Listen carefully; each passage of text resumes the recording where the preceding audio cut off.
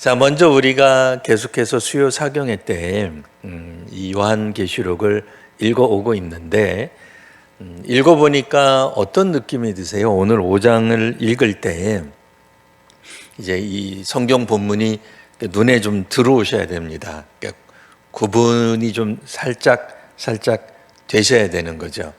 그러니까 4장에서 다루었던 주제는 앞으로 일어날 일에 대한 이야기였죠. 과연 앞으로 어떤 일이 벌어질 건가?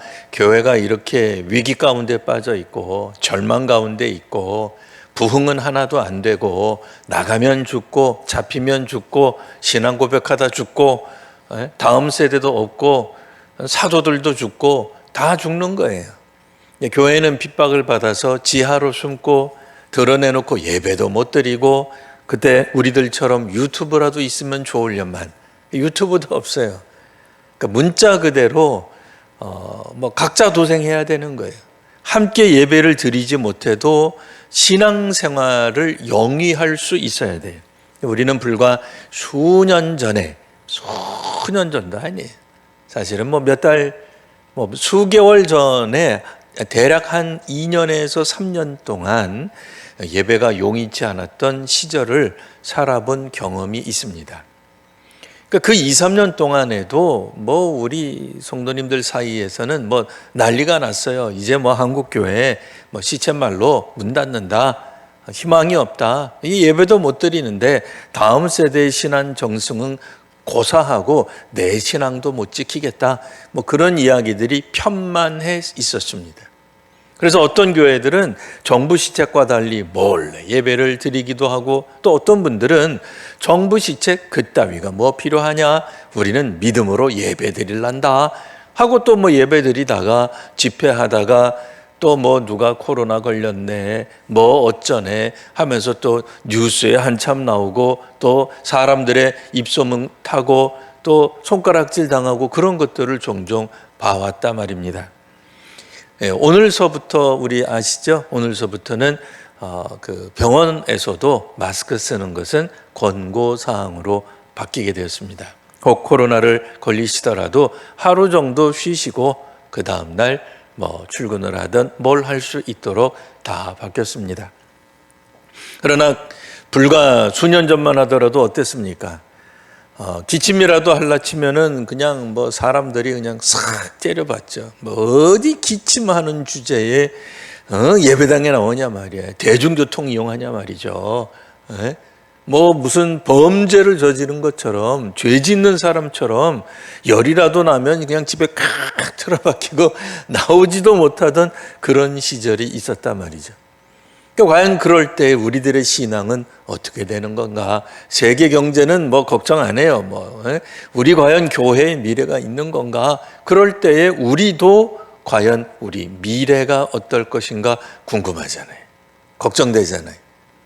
이 4장에서 미래에 대한 이야기를 이제 시초를 먼저 건드린 거죠.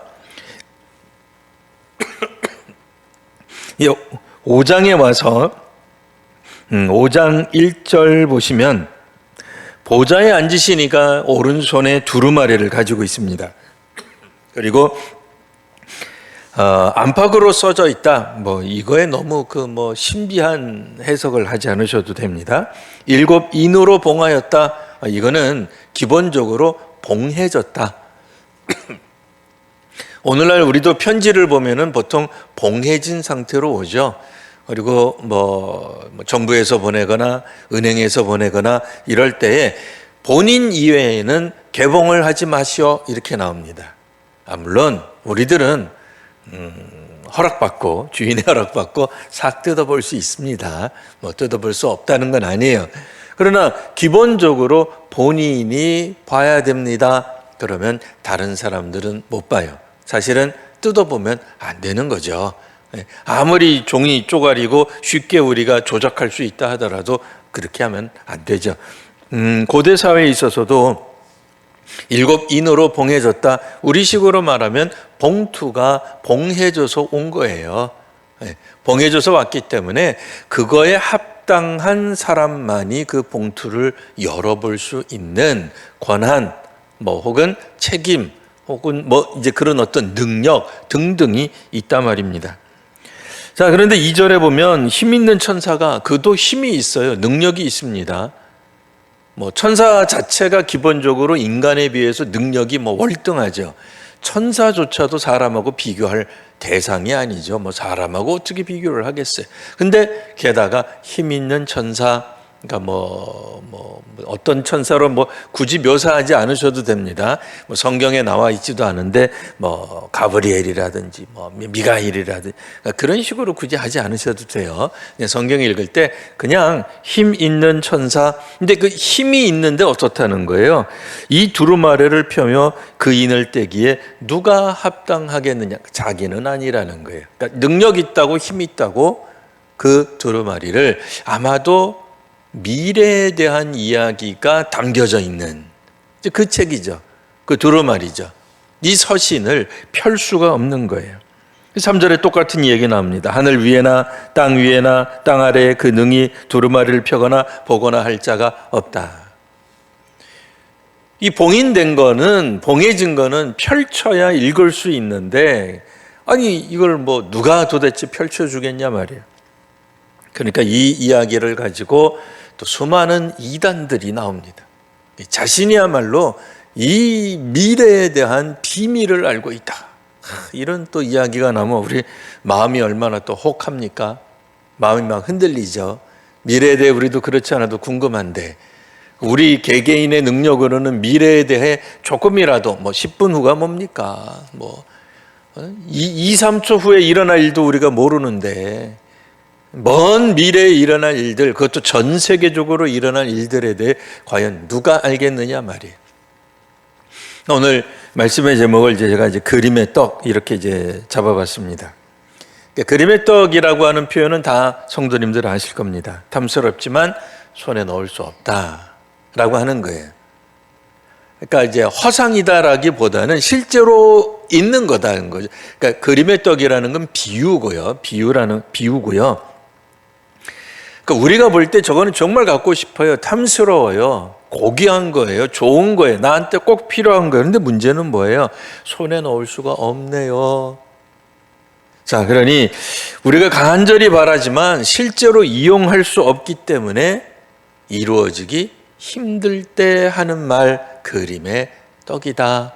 그러니까 가짜다 그런 뜻이 아닙니다. 그러니까 그림의 떡이니까 허상이고 뭐 헛된 것이고 뭐 실제 하지 않는 것이다 그런 얘기가 아니죠. 그러니까 그림 속에 있는 떡이기 때문에 실제로는 먹을 수 없다. 그러니까 한계를 말한 거지 가짜다, 속이는 거다 그런 얘기 아니라는 거 아실 겁니다. 그래서 사람들이 먹고는 싶은데 도저히 먹을 수는 거 실제로 먹을 수는 없으니까 그나마 그림이라도 보는 거죠. 그럼 어떻게 되겠어요? 먹고 싶은 마음이 더 간절해지겠죠. 더 부풀어지겠죠.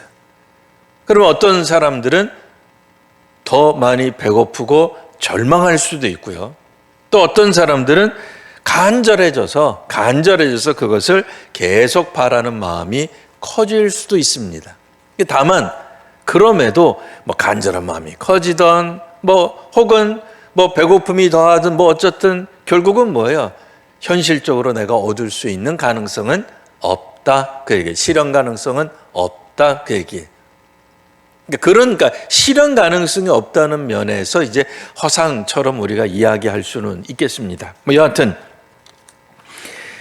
두루마리가 이미 그 하늘 보좌 가운데 계신 하나님입니다. 하나님 아버지의 손에 놓여져 있는데 문제는 그것을 펴거나 보거나 하기에 합당한 자가 없으니 미래가 없다는 게 아니에요. 미래는 있어요. 정해진 미래. 하나님이 어떻게 하시고자 하는 그런 미래가 있기는 한데 알아볼 방법이 없는 거예요. 그것을 누군가가 펼쳐서 알려줘야 되는데 알려줄 존재가 없어서 어떻게 했다는 거예요? 크게 울었더니 요한이 크게 울었습니다. 그러다 5절 보시면 장로 중에 한 사람이 말을 합니다. 여기서 이제 천상에 있는 24장로 중에 하나죠. 현대교회 장로가 아니고요. 예. 천상에 있는 그 보좌 주변에 있는 24장로 중 한 사람이 말을 하기를 5절 뭐라고 얘기해요? 유대 지파의 사자 다윗의 뿌리가 승리했다는 거, 이겼다는 거예요. 그 두루마리와 7인을 떼시리라. 신약 성경에 대한 이야기를 잘 알고 있는 우리 성도님들은 마치 초대교회 이 요한계시록을 처음 읽었던 그 초대교회 공동체와 비슷한 생각을 할 겁니다. 이미 5절을 읽는 순간, 그 뒤에 건 우리 아직 안 읽었다고 치고요, 5절을 읽는 순간 이거는 누구밖에 없겠다, 그 생각이 퍼뜩 떠오르는 거죠. 마태복음에 우리가 이미 읽고 있는 우리로서는 유다 지파에서 나오는, 유대 지파에서 나오는 다윗의 뿌리로는 당연히 나사렛 예수가 떠오르게 되는 겁니다. 6절에 다시 한번 나오죠. 이번에는 보좌와 내생물과 장로들 사이에 한 어린 양이 서 있습니다. 그 얘기를 듣고 보니까 한 어린 양이 서 있더라는 거예요. 네. 어린 양에 대한 표상은 초대교회뿐 아니라 오늘 우리들에게 있어서도 마찬가지죠. 우리 개혁교회, 우리 전통교회는 당연히 초대교회가 가지고 있는 그 전통, 전승을 우리가 따라서 하기 때문에 어린 양이라고 나왔을 때 그 어린 양에 대한 해석은 오직 하나예요. 여러 갈래가 있을 수 없습니다. 분명한 거죠. 예수님 말고 다른 해석이 가능하신 분 계세요? 아무도 없죠. 아무도 없습니다. 근데 이단들은 이제 놀랍게도 여기에다가 다른 해석을 하죠. 자신들의 이제 교주다 이렇게 이제 나옵니다만, 정상적으로 신약 성경을 쭉 읽어왔던 사람들로서는 이 어린 양에 대해서, 특별히 그 어린 양이 어떻게 묘사가 돼 있어요? 일찍이 죽임을 당한 것 같더라. 죽임 당했는데 살아서 있는 어린 양은 나사렛 예수 그리스도 외에는 없어요. 아무도 없을 겁니다. 자, 그에게 7뿔과 7눈이 있습니다. 그랬더니 또 어떤 분이, 목사님, 우리 예수님이 부활하셨는데 7뿔과 7눈이 있단 말입니까? 그렇게 읽으시면 안 되죠. 이거 이제 상징적인 표현이고 비유적인 표현입니다. 뿔, 권능, 권세, 힘을 뜻합니다. 나중에 뒤에 이제 요한계시록에도 나오면은 짐승도 뿔을 가지고 있죠. 권능입니다. 힘이죠. 자, 그리고 이제 7눈이 있습니다. 그래서 7눈은 온 땅에 보내심을 받은 하나님의 7영, 우리 계속해서 반복해서 나옵니다만 하나님의 영이고, 이 온 땅을 두루다니며 감찰하시는, 역사하시는, 이 땅에 충만케 해서 함께 하시는 이제 그런 주님을 떠올릴 수밖에 없겠습니다. 자, 7절. 그 어린 양이 나와서 보좌에 앉으신 이의 오른손에서 두루마리를 받아서 가십니다. 빼앗아 가는 거 아닙니다. 받아서 가십니다. 그리고 나서 8절 보시면, 자, 네 생물과 24장로, 이건 이미 나왔으니까요. 설명은 빼고요. 그 어린 양 앞에 엎드립니다. 도대체 그 어린 양이 누구길래 그 생물들과 24장로들의 경배를 받을 분, 새 노래로 찬양 받으실 분, 이분은 하나님과 동등 되시는 성자 예수님 이외에 다른 분이 있을 수 없죠. 우리 인간 교주, 이거 안 됩니다. 성경학자 안 됩니다. 기도 많이 하는 신령한 사람 아닙니다. 그 다 불가능한 얘기죠. 자, 그들이 뭐라고 이제 그 이야기를 하느냐. 9절, 새 노래를 불러 이릅니다. 찬송하는 거죠. 찬양하는 겁니다. 경배하는 거죠. 자, 두루마리를 가지시고 그 인봉 떼시기에 합당하시도다. 이미 그 합당하신 분은 어린 양, 일찍이 죽임당하사 예수님의 십자가 죽으심 다 아시는 내용일 거고요. 각 족속, 방언, 백성, 나라 가운데서 사람들을 피로 사서 하나님께 드리시고, 이거 교회 학교 다닌 지 1년, 2년 지나고 새신자 1년, 2년 지나면 다 아는 내용이죠. 이걸 그러니까 직접적인 언어로 표현 안 하고 살짝 비틀었을 뿐이지 여기에서 다른 어떤 이미지가 떠오르는 사람은 진짜 이건 놀라운 사람입니다. 예수 그리스도 외에는 다른 분이 절대로 떠오르지 않습니다. 자, 그들로 우리 하나님 앞에서 나라와 제사장을 삼으셨습니다. 우리가 주님의 나라, 족속이요 왕 같은 제사장이 되는 거죠. 자, 11절 내가 또 보고 들음에 그 보좌와 생물들과 장로들을 둘러싼 이번에는 많은 천사가 나옵니다. 아까는 네 생물과 24 장로들의 노래, 새 노래, 찬송, 찬양, 경배, 예배가 있었다면 이번에는 두 번째는 천사의 음성이 나옵니다. 이 천사는 많은 천사인데 얼마나 많으냐? 그 수가 만만이요 천천이라. 만명 그러면 이제 2만 명 되는 거고요. 10,000,000 곱하기 10,000,000 그러면 이제 또 숫자가 좀 더 늘어나는고요. 천천이다. 그러니까 이거를 산수적으로 계산하실 필요 없습니다.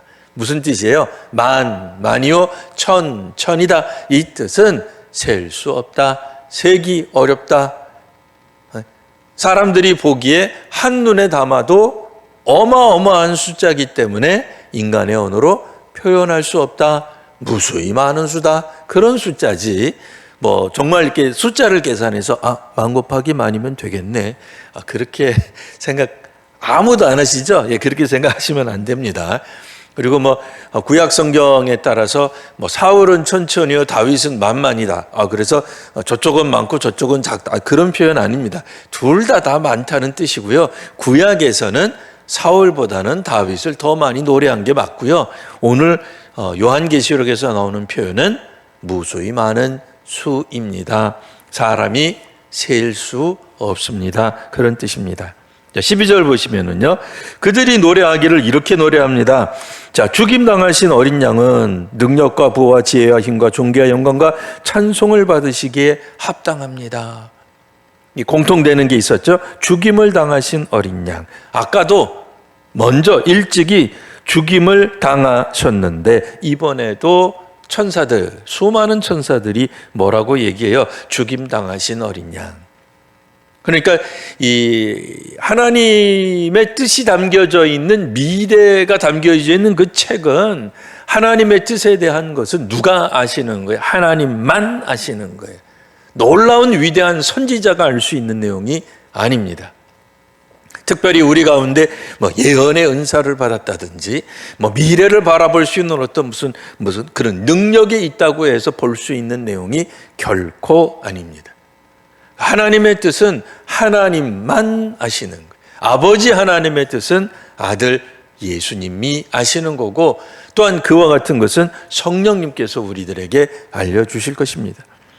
여하튼 천사들이 이야기하는 내용도 죽임당하신 어린 양이라는 거예요. 두루마리를 펼쳐볼 수 있는 분은, 미래를 계시해 주실 수 있는 분은, 설명해 주고 가르치실 수 있는 분은 예수님입니다. 근데 예수님에게 우리가 어떻게 해요? 우리 예배 때 이야기했던 거고 비슷하죠. 지난 주일에 얘기했던 거, 능력과 부와 지혜와 힘과 존귀와 영광과 찬송 받으시기에 합당합니다. 이게 사실 이게 예배의 모습이죠. 예배란 뭐예요? 우리가 신앙생활 한다는 게, 그러니까 예배라 그러면 자꾸 사람들이 신앙생활 하는 가운데 예배 처소에 앉아서 예배 드리는 1시간 동안만 갖는 태도, 그러면 안 됩니다. 하나님을 향한 우리의 전반적인 태도여야 돼요. 그러니까 선교를 하든, 교육을 하든, 가정에서 가정 예배를 하든, 자녀 양육을 하든, 사회에서 사회 봉사를 하든, 사회 개혁적 어떤 그런 현실 참여에 우리가 봉사하든, 예배를 드리든, 기도를 하든, 개인 기도를 하든, 합심 기도를 하든, 중보 기도를 하든, 다른 사람들을 위한 어떤 형태의 신앙적 봉사들을 하든 우리는 반드시 능력, 부, 지혜, 힘, 존귀, 영광, 찬송은 하나님께 있음을 분명히 해야 돼요. 교회가 커졌다고 해서 우리가 우리 자신에게 영광을 돌려서도 안 되고요. 교회에 높은 귀한 직분을 받았다고 해서 우리 스스로에게 영광을 돌려서도 안 됩니다. 혹은 하나님으로부터 은사를 받았다고 우리가 지혜 있다라고 착각해서도 안 되는 거예요. 우리가 무슨 학위가 있고 무슨 능력이 있다고 해서 이 세상을 변혁시켜 줄 힘이 우리 안에 있다고 착각해서는 결코 안 되는 겁니다.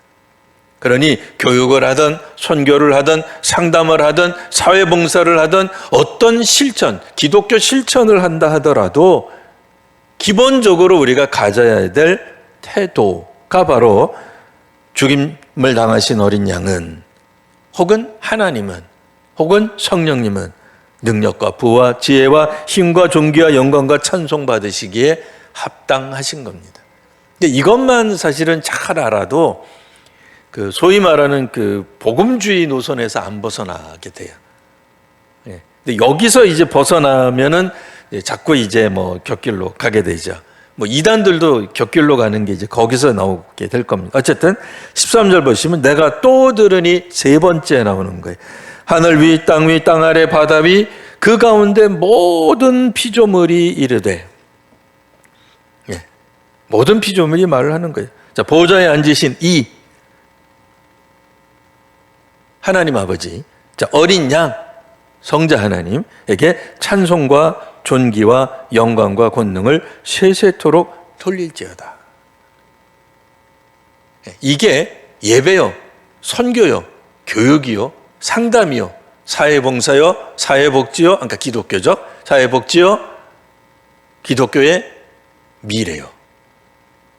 그러니까 아무리 교회가 가난해지고 어려워지고 환난을 당하고 핍박을 당해도 어느 위치에 있던, 그러니까 중동에 있는 교회가 됐던, 북한에 있는 교회가 됐던, 중국에 있는 교회가 됐던, 한국에 있는 교회가 되었던 그리스도인들, 신앙 공동체가 해야 되는 일이 뭐냐? 바로 이 부분이에요. 그러니까 여기서 벗어나는 게 교회의 타락이에요. 교회의 종말이죠. 교회의 미래가 없는 거죠. 그러니까 숫자가 줄어드는 것도 물론 이제 현실적으로 운영하는 입장에서는 조직 체계에 있어서는 그거는 이제 미래가 없고 망해가는 거다 이렇게 말을 할 수 있을런지 모르겠습니다만, 기본적으로 교회가 가지고 있는 위치, 우리가 향해 나아가는 목표점은 이 부분, 그러니까 하나님과 우리 주님 예수님에게 찬송과 존귀와 영광과 권능을 세세토록 돌리지 않는 것에 있는 거예요. 그러니까 여전도의 활동, 남선교의 활동 다 마찬가지. 이 목표에서 벗어나는 한 문제가 되는 거죠. 잘못하면 종교적으로 우리 스스로 만족하는 어떤 행위를 하는 거죠. 그러니까 하나님이 기뻐하시는 행위를 하는 게 아니라 우리 스스로 기뻐하는 행위를 하고 우리 스스로 계시하고 우리 스스로 미래를 해석하고는 잘했다 스스로 만족해 하는 거죠. 아니라는 거죠. 그러니까 요한계시록의 기본적인 그 환경, 컨텍스트, 환경 자체는 최악입니다. 최악이에요. 그러니까 오늘날 한국 교회가 이렇게 약간 감소하는 그런 정도가 아니죠. 엄청난, 그러니까 약 300년 동안에 지속적으로 박해받는 시대라고 말할 수 있습니다. 근데 그런데도 300년 후에 어떤 일이 벌어져요? 300년 후에 기독교가 로마의 국교 중 하나가 되고 313년, 그 다음에 399년인가요? 그때 온전히 로마의 국교가 되었을 때 갑자기 확 펼쳐나가는. 그게 어떻게 가능해요? 그 핍박, 박해가 받는 가운데서도 신앙이 전승됐다는 거죠. 그게 놀라운 거죠. 자, 이때 이제 이야기하기를 뭐라 합니까? 이제 14절, 그러니까 5장의 결론이 되는 거죠. 내 생물이 이르되 아멘. 장로들은 엎드려 경배. 그러니까 요한계시록이 기본적으로 갖고 있는 목표점, 박해받는 교회들에게 알려주는 하나님의 계시 뭐겠어요? 하나님께 아멘하는 것. 예수님께 아멘하는 것, 하나님을 끊임없이 경배하는 것, 여전히 지속적으로 여전히 계속해서 경배하는 것이 있어요. 한 사람이 남더라도 경배하는 거예요. 숫자가 줄어들어도 경배하는 거예요. 그러니까 그것이 흐트러져서는 안 되는 거죠. 물론 교회가 감소해도 되는 거냐, 박수 칠 거냐, 그런 얘기가 아니잖아요. 그런 얘기가 아닙니다. 그런 얘기가 아니고, 누구에게 책임을 돌리는 게 아니라 시절이 그렇게 박해를 받고 모두 다 순교를 당하고 혹은 핍박받고 배교하고 그리스도를 떠나고 교회를 멀리하고 배신하고 라고 할 때 끊임없이 주 안에서 죽을 때까지, 죽기까지 순종하는 자에게 생명의 면류관이 오는 것이죠. 그러니까 바로 그 부분을 붙잡고 나아가는 겁니다. 우리식으로 말하면 뭐예요? 우리 일평생에 속칭 세상적 축복이 없는 거예요. 행복이 없는 거예요. 그래도 주님을 믿는 거죠. 그래도 흐트러짐이 없는 거죠.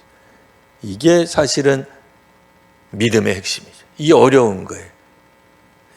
기도해서 응답받고 잘 되고 그런 쪽으로 미래에 대해서 궁금한데 누군가가 팍팍 알려주고 손을 얹고 기도하자마자 벌떡벌떡 병상에서 일어나고 예수님이 예전에 했던 것처럼 나사로까지도 막 살려내고 우리로 하여금 어려운 가운데서 막 바다 위로 걸어오시고 배가 고픈데 민족에 지금 생계 문제가 생겼는데 오병이어가 터지고 근데 그랬던 기적이 지금은 하나도 없는 거예요. 어떠한 형태로든지 기적이 나타나지 않는 거예요. 그래도 믿음을 갖는 이 요한계시록 상황에서의 교회들의 모습입니다. 그러니까 우리가 편안할 때 찬양하는 거 어렵지 않습니다. 기도할 때마다 응답받는데 그까짓 거 하나님 앞에 표현이 이상합니다만 능력, 떨리고 부영, 지혜 하나님께 있습니다. 말하는 게 얼마나 쉬워요.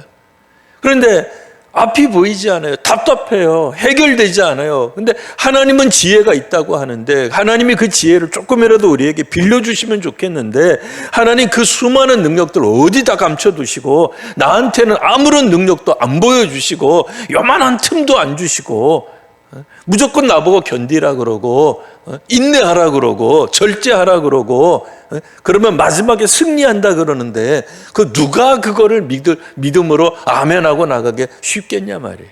그럼에도 놀랍게 지금 하늘에서 벌어지고 또 내려와서는 모든 피조물이 갖는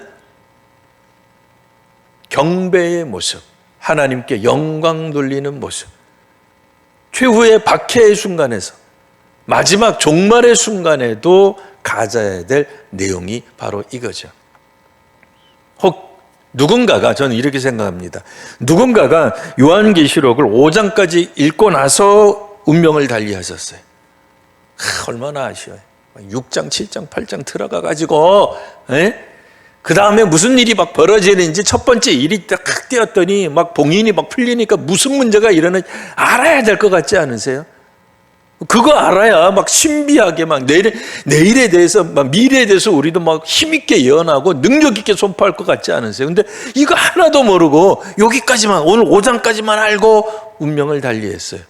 그래도 상관없어요. 아니 우리가 5장까지만 읽고 운명을 달리하자 그런 얘기 아니에요. 그런 얘기는 아니지만 누군가가 교회 다닌 지 얼마 되지 않아서 5장까지밖에 못 읽었어요. 그래도 충분히 우리들은 구원받는데 지장 없다. 왜요? 이미 내용이 다 나왔거든요. 첫 번째 봉인이 풀리던 마지막 7번째 봉인이 풀려서 그 놀라운 신비한 그 감추어진 비밀이 풀린다 할지라도 그 모른다 하더라도 이미 사실은 어떨 것 같아요? 이 기조가 이 주제가 끝까지 가는 거예요. 요한계시록 끝까지 가는 거예요. 그러니 우리가 하나님 앞에서 무슨 능력을 부여받지 못해도 결국 그리스도인, 종말을 맞이한, 종말을 살아가는, 어쩌면 우리들 자신이 종말이 될 수도 있고요. 또 미래를 향해 종말로 나아가기도 합니다. 그러니까 한국교회의 종말일 수도 있고요. 종말을 향해 한국교회가 나아갈 수도 있습니다. 세계가 그러니까 세계가 망할 수도 있고요. 종말을 향해 세계가 나갈 수도 있겠죠. 무엇이 되든지 간에 하나님을 하나님께 영광 돌리고 하나님께 온전히 노래하는 공동체, 그게 신앙의 본질이라는 거예요. 여기서 벗어나는 게 아닙니다. 이거를 이제 우리 각자의 삶에서 한번 적용시켜 보세요. 그러면 정말 바꿔야 될 것이 무엇인지가 보이기 시작할 겁니다. 변화되어야 될 것이 무엇인지가 보이게 될 겁니다. 우리가 주 안에서 다시 한번 이 요한계시록, 요한을 통해서 마지막 때 그러니까 정말 이 초대교회는 이때 거의 끝장이죠. 뭐 당시로 말하면 우리가 1%가 남았겠어요. 남았다 하더라도 다 지하로 숨은 거죠. 미래가 하나도 없이 보이는 그런 절망적인 상황 가운데서도 그들이 신앙을 지킬 수 있었던 것은 바로 이와 같은 주님께 대한 확실한 신뢰, 신앙이 있었기 때문입니다. 믿음으로 다시 한번 우리의 가족과 우리의 자녀들과 우리의 사회와 우리의 교회를 새롭게 일으키시는 귀한 우리 성도님, 그리고 우리 한국교회가 되시기를 바랍니다. 기도하겠습니다. 아버지 하나님, 참으로 능력과 힘과 존귀와 영광과 찬송은 우리 주님께 있음을 다시 한번 고백합니다. 주님이 우리의 미래이시며 주님이 우리 앞으로의 신비의 전부이십니다. 주님, 한국교회 혹은 이 세상의 미래, 그 무엇이 되었든 참으로 우리가 주님께 영광을 돌리며 주님께 지혜가 있음을 고백하며 주님으로부터 받는 은혜와 또한 감사함으로 살아가는 오늘 저희들이 되게 하여 주옵소서. 구원받게 하시니 참으로 감사합니다. 주님을 알게 하시니 정말 감사합니다. 다시 한번 처음 사랑으로 돌아가 우리 주님을 더욱더 신실하게 믿는 경건의 성도와 교회들로 삼아 주옵소서. 예수님 이름으로 기도합니다. 아멘.